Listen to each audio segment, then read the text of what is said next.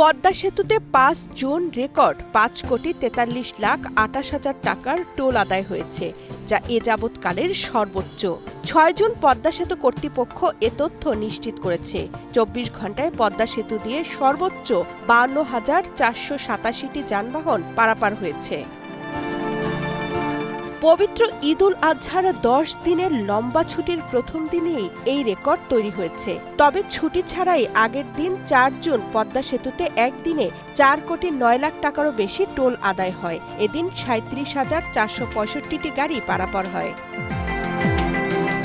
এর আগে ২০২২ সালের ২৬ জুন পদ্মা সেতুর উদ্বোধনী দিনে সর্বোচ্চ ৫১,৩১৬টি যানবাহন পারাপারের রেকর্ড ছিল। আর ২০২৪ সালের ৯ এপ্রিল সর্বোচ্চ টোল আদায়ের রেকর্ড ছিল ৪,৮৯,৯৪,৭০০ টাকা। আগামী ২৫ জুন পদ্মা সেতু চালুর ৩ বছর পূর্তি। সেতু চালুর পর এ পর্যন্ত টোল আদায় হয়েছে ২,৪৫২,৮২,০০,০০০ টাকার বেশি। এই সময়ে ১,৮৯,৬৪,২১৮টি যানবাহন পারাপার হয়েছে। ঈদুল আজহা পরিবারের সঙ্গে করতে লোকজন ছুটে চলছেন যমুনা সেতু দিয়ে। এবছর যমুনা সেতু দিয়ে একদিনে সর্বোচ্চ সংখ্যক যানবাহন পারাপার হয়েছে। ফলে সেতুতে টোল আদায়ে নতুন রেকর্ড সৃষ্টি হয়েছে।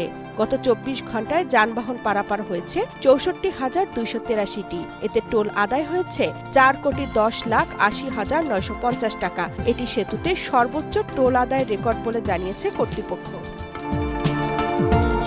এর আগে ২০২৩ সালের ঈদযাত্রায় ২৭ জুন রাত ১২টার পর থেকে ২৮ জুন রাত ১২টা পর্যন্ত সেতুর ওপর দিয়ে পরিবহন পারাপার হয়েছিল ৫৫,৪৮৮টি। এতে সেতুতে টোল আদায় হয়েছিল ৩,৫৮,৪০,২০০ টাকা। এবার সেই রেকর্ড ছাড়িয়ে গেল। তামান্না তাহসিন খান, কালের কণ্ঠ।